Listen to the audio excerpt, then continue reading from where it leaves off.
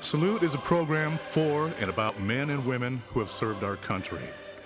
Our program includes news about the laws that affect veterans, information on benefits and services, and news from veterans organizations. And now, our host, Bob Peters. Hello and welcome to Salute. My name is Bob Peters, and with me is Mr. Wilson Sheppard, who is part of that great generation, the greatest generation ever, World War II. United States Navy, 42 to 46. Welcome to the show. Shep, can I call you Shep? Yes, sir. Don't call me yes, sir, because I'll call you yes, sir. Mr. Sheppard is a third generation Lake County, right? Yes, sir. And that's right. Yeah, so you were, where were you born? And tell us a little about yourself. I was born September 26, 1923, approximately a mile north of Groveland at Browns Ford area, which is the Piatlicahaha Creek crossing of now 19. And I grew up there. A senior in high school was Pearl Harbor, and then I joined the Naval Reserves. Mm-hmm. How big was your high school? How many kids you have, you remember? Well, the graduating class was 20. 20? The building was built in 1937 that we graduated from. Uh-huh. And you say you're part Native American? My great-grandmother was full-blood Creek Indian at Indian House Lakes north of Groveland, between Groveland and Howey. Yes, sir. Well, you know what? I don't get very many third-generation Lake County Floridians. Most of us are imports like me, you know. Oh, well, I can't say how many generations Floridian I am because my great-grandfather came here when he was 5 years old with his parents, which was great-great-grandparents, and they came a long ways. He came from North Florida. They're Northerners, huh? No, Okefenokee Swamp area, yes. Well, I'm glad to have you on the show. Tell me a little bit about yourself. You have a picture there. We were talking before about the history of Groveland, and you have a photo in there of the story, right? Well, yes, I have a photo of my father and the pharmacist. He owned Half Anderson Drugstore at Groveland and an insurance agency at Groveland. Yes, I like that picture because, you know, that's back in the old days when they had to have the soda things there, and the stools, and I remember those when I was a kid. I started jerking sodas there at 9 years old. Oh, yeah? Yes, sir, on Saturday and Sunday. So you graduated from high school, yes, sir, and then you decided you wanted to go in the Navy. Yes, sir. I didn't want to wait for the draft. So when you enlisted in 1942? The end of 42, towards the end of 42, when I went to college. Where did they send you for basic? Actually, I never had basic. Whenever I signed up, it was called V-12 Navy. They were supposed to let us go to college, but they didn't let me go only until the spring of 43. And then they sent me to Williams College in Williamstown, Massachusetts. And from there, I went to Northwestern University in Chicago and got my commission at Navy Pier in Chicago. So you didn't do any, run this by me again. You went in, you left Groveland, and you went where?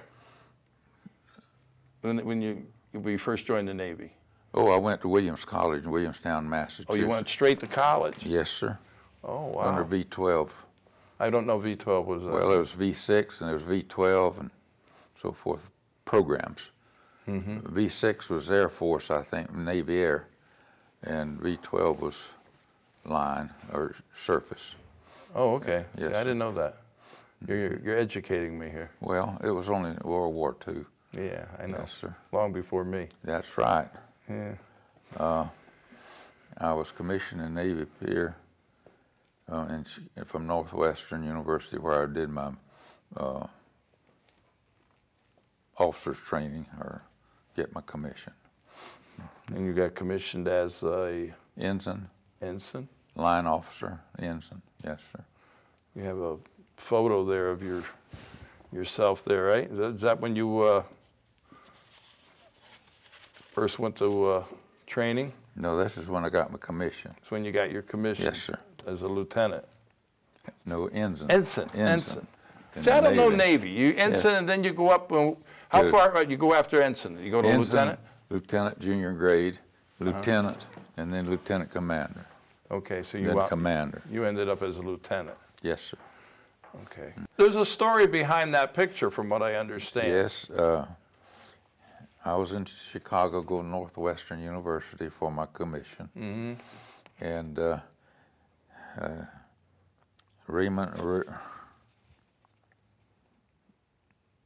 Raymond Stone studio there, I believe is what it's called, took our pictures for our records and so forth, and I was picked for recruiting from that picture.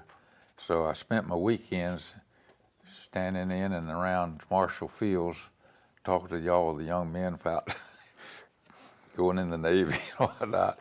I got to see all the models. Yes, and had a good time. Yes, I can see that. I can see the wink in the eye.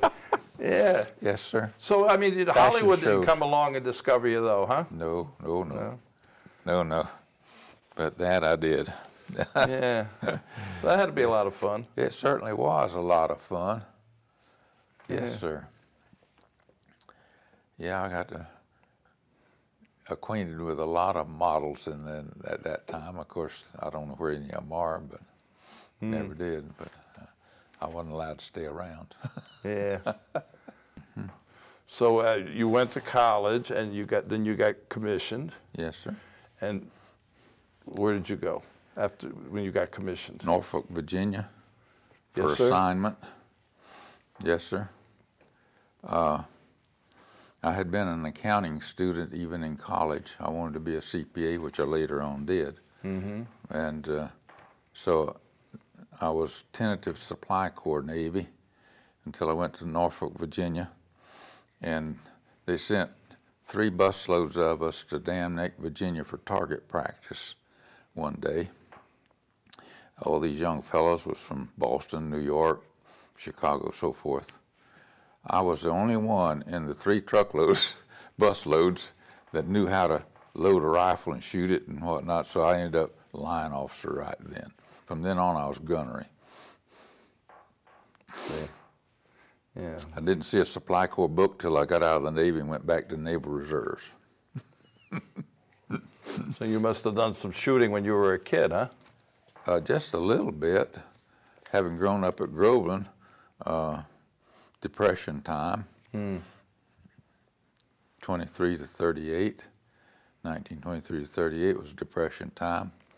We hunted and fished a lot and lived off of that type of food a great deal.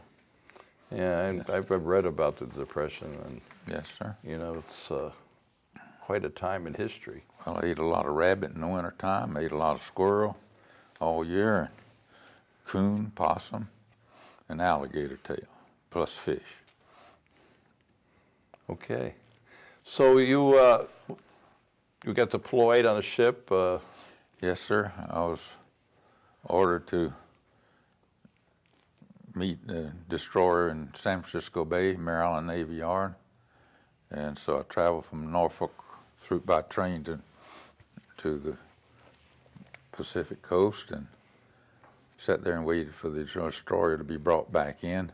It had been hit with a kamikaze and was being towed. There was 85 people destroyed on that ship at that time. And I took one of the gunnery officers' places, and we could put it back together and went back out. 7 destroyers and a cruiser Boise was a task force in the North Pacific. Pacific, that was Admiral Nimitz. Nimitz had the Pacific, didn't he? I don't remember who that. We had a task force commander on the cruiser Boise, and that's who we dealt with all the time. So you have a picture there of you as in the turret, right? Oh, yes, sir. Yes, I have a picture. So that's when you say you were a gunner. That's where you operated out of. Yes, right? sir. Yes, sir. How much formal training did you get for that? I mean, Well, I don't know that I got any formal training. When I went aboard ship, we put it back together and went right back out to shooting at Japs and submarines. You see the number, the pictures over here of the planes and stuff Oh, we yeah, already yeah. sunk. Yes, sir. That's right. how many in there? How many guys are in there? Normally, you have 2 guys, 3 guys? 2 guys, yes. One load and one aim? Or how's that Well, work? yes, sir. The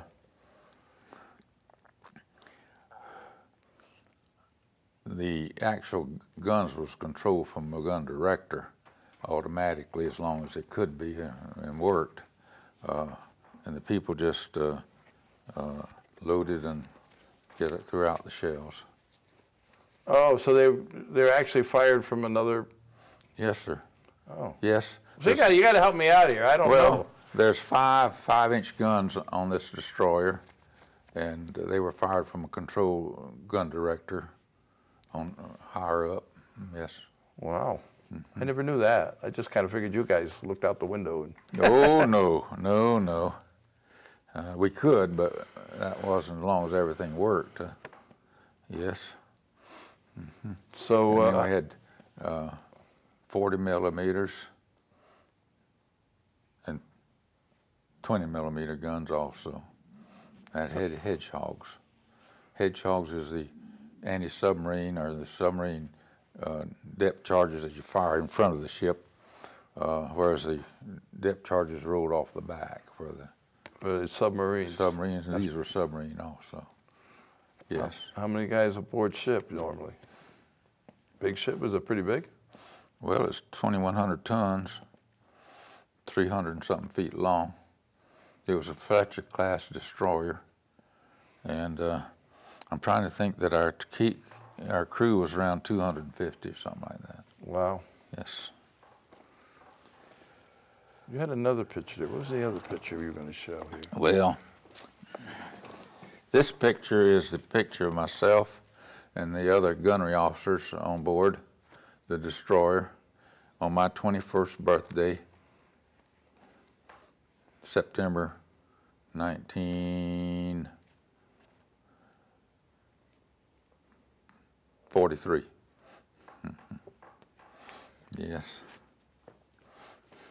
The arrow shows which one's me. See, how long were you out at sea? Did you come in and you get deployed a few times, or? Well, when I was on the destroyer, we stayed at sea quite a bit, most of the time, and were refueled at sea. The task force was. Mm-hmm. We passed Hawaiian Islands and other islands, and we didn't go in. Still wartime. Yeah, that'd be kind of tough to be on a ship day in and day out and everything, huh? Yes. Then in the end of 45, towards the end of 45, they called in because the war theoretically was over with. In the end of 45, we signed a peace treaty with Japan. Mm-hmm. But they didn't. The Japanese in the islands like Guam area, they didn't take that. They didn't get the message, huh? No, sir. They didn't get the memo. No. I was transferred from the destroyer, which went to mothballs, to the General Mitchell, which was a troop transport. Mm-hmm. We transported 6,000 troops a trip, plus certain first-class passengers such as bands, USO, doctors, and nurses. I made 2 trips to Guam in '46, taking 12,000 troops there and bringing out the wounded and disabled and so forth.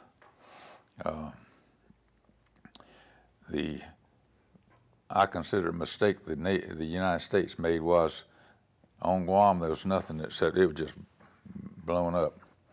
So the Japanese ships that they captured or was in our control was stationed in the harbor, and they kept all the Japanese prisoners on it.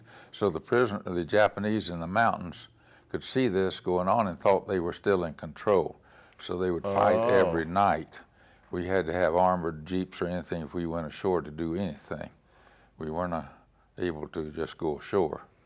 The shrapnel was so bad you could not walk with the beaches with your bare feet. You had to have shoes on, or even go in the water. You better have shoes on because it cut your feet. So. Wow. Yes, sir. How long were you there? Well, each time we went, we stayed a week or so unloading.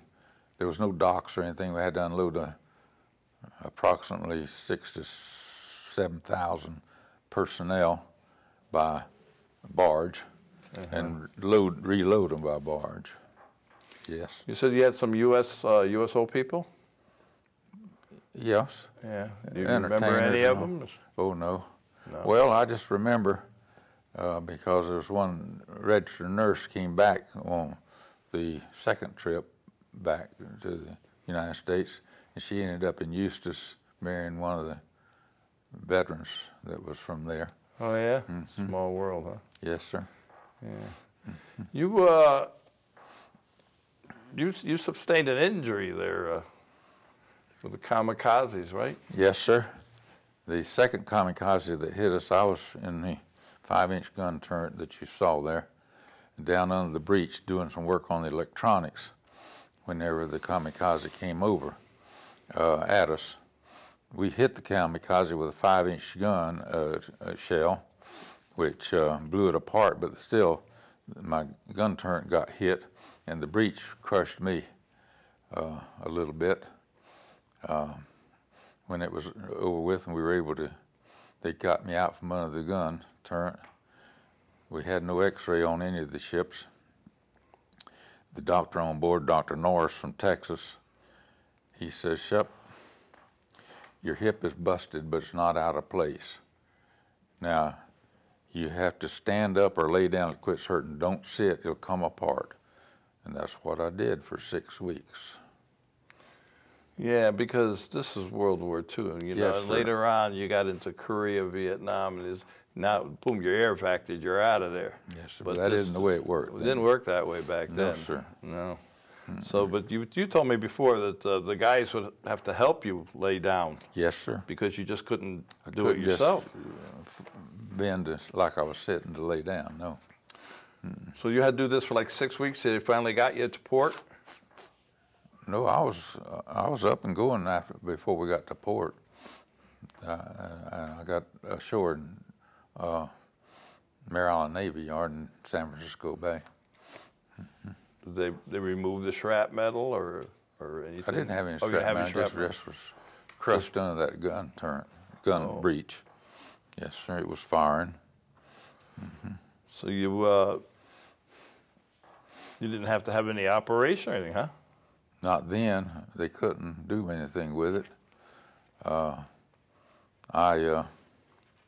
put up with it, I guess you call it, in and out of the VA until I was in a wheelchair, and in 1997 they were able to go in and from my right knee up, my hip is all titanium now, replace it with titanium, and now I have an artificial hip and walk with a cane. Better than a wheelchair. Yeah, yeah. Yes, sir. Yeah. Well, I'm glad to see you getting around. Oh, I do. Yeah, I know. Talking to your daughter, you get around. Yes, sir. So I do real good. So yeah, I was just very lucky, sir. Yeah. I walked away from it. A bunch of them did not. Yeah, I know, unfortunately. So after this injury you sustained, did you go back to sea, or did they send you home, or? Oh, I was on the destroyer. I was transferred to troop transport, and I stayed in there. That's when you did the troop? Yes, right. Oh, okay. Yeah. Yeah. So you did 4 years of active. In round figures, 4 years, yes, active duty, and about 15 years reserve, Navy Reserve after that. In the Navy Reserve, how does that work? I mean, you have to get the... Well, we went weekly like National Guard does, Yeah. and we get 2 weeks of summer or a year. Aboard ship. Yes, sir. So you've been aboard a lot of different ships then, I guess. Oh, yes, a few. Yeah. Right. Yes. So after the Navy, when after the active, and you went into the reserves, what did you do as far as a career for a living? Oh, I came back in '46. In '47, I went back to college and finished my accounting degree and became a CPA and county and small claims court mediator here in Lake County. Uh-huh. Yes. Spent a lot of time in Lake County. I was born here. Yeah. Yeah. So any particular experience you remember in the Navy or that you'd want to tell me about, or, Well, somebody special you might have met? not anybody special I met. I met a lot of people, bringing them back and forth. But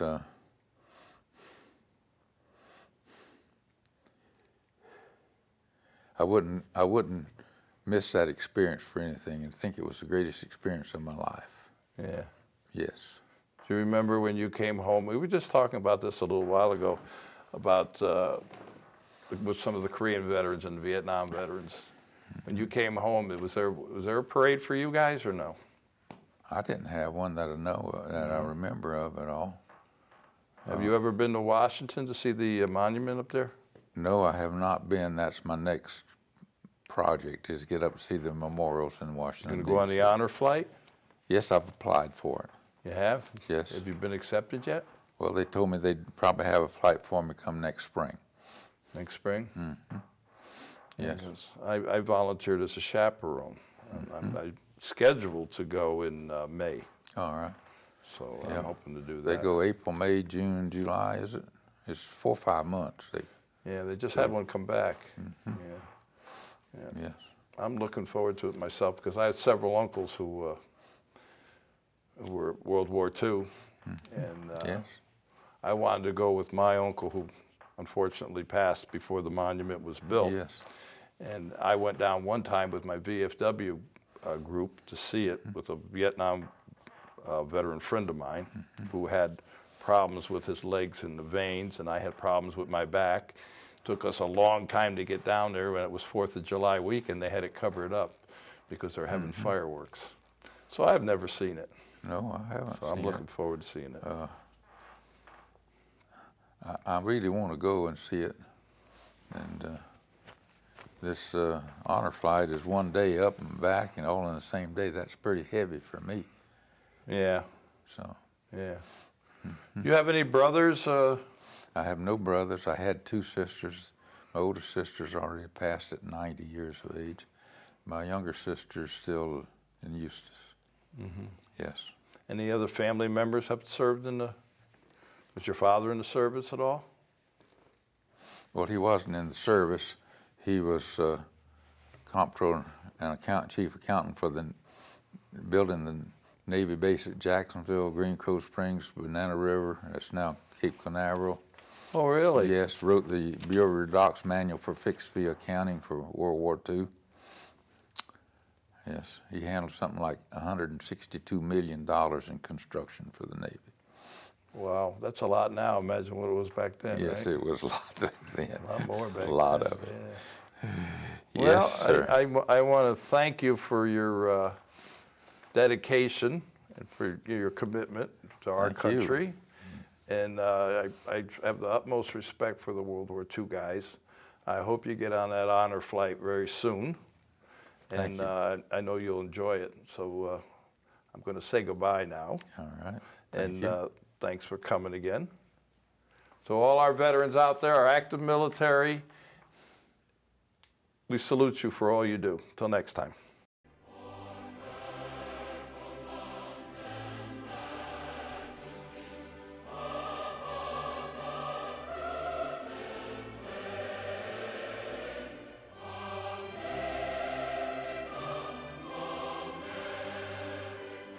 This is our 4th year at Lakefront TV. We're still looking for guests, and we'd love to have you on. We're proud of what we've done in the past. So give us a call at 352-728-9707 and check us out on the internet at lakefronttv.com. Spread the word and enjoy the show.